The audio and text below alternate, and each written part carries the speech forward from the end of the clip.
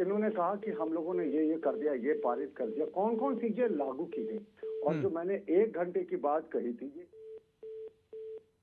संकल्प जो rules of executive business में है, उसमें माननीय मुख्यमंत्री के हस्ताक्षर के बाद उसको कैबिनेट जो कमेटी है, कैबिनेट विभाग है, वो एक संकल्प जारी करता, नोटिफिकेशन जारी करता और 1932 का खतियान लागू हो जाता।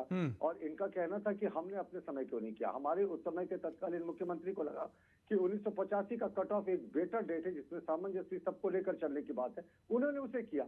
आप 1932 का करना चाहते हैं, स्वागत है, लेकिन 1932 के लिए इतना लंबा रास्ता जाने की आवश्यकता क्यों है। और आपको पता है योगेश, 1932 में इन्होंने जो 9वीं शेड्यूल का खेल खेला है, दरअसल ये आदिवासी मूलवासियों को हक नहीं देना चाहते।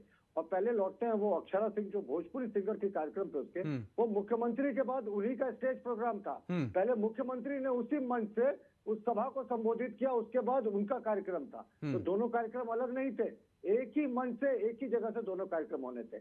और देखिए विडंबना, देखिए मुख्यमंत्री ने इंटरव्यू में कहा था कि भोजपुरी जो है वो यहाँ के शोषक वर्ग की भाषा है, ये डोमिनेटिंग लोगों की भाषा है, ये भाषा बोलने वाले लोग रेपिस्ट होते हैं, रेप किया करते थे यहाँ के लोगों का। और विडंबना देखिए, माननीय मुख्यमंत्री जी के जो कार्यक्रम की शुरुआत होती है, जो इस रैली की शुरुआत होती है, इस पूरे यात्रा की शुरुआत होती है, वो एक भोजपुरी सिंगर के भोजपुरी स्टेज शो से होती है। तो आपका जो कहने की बातें हैं और आपके करने की जो बातें हैं, उसमें आसमान जमीन का अंतर होता है।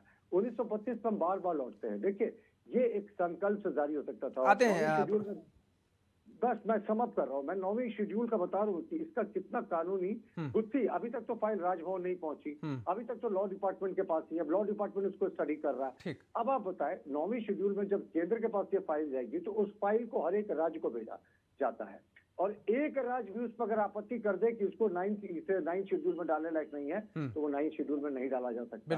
एक राज्य भी, सारे राज्यों के पास जाता है 9th शेड्यूल में डालने के पहले। और जो 9th शेड्यूल में भी जो डाला जाता है, वो सुप्रीम कोर्ट की चीफ जस्टिस कबरवाल ने 1997 के अपने बेंच में कहा था कि अब ये भी जुडिशियल रिव्यू के दायरे में आता है। तो जो चीज ये एग्जीक्यूटिव ऑर्डर से कर सकते थे यहाँ बैठकर 1 घंटे में, उसको इन्होंने इतना लंबा ठीक है। मुखर्जी जी कुछ बोलना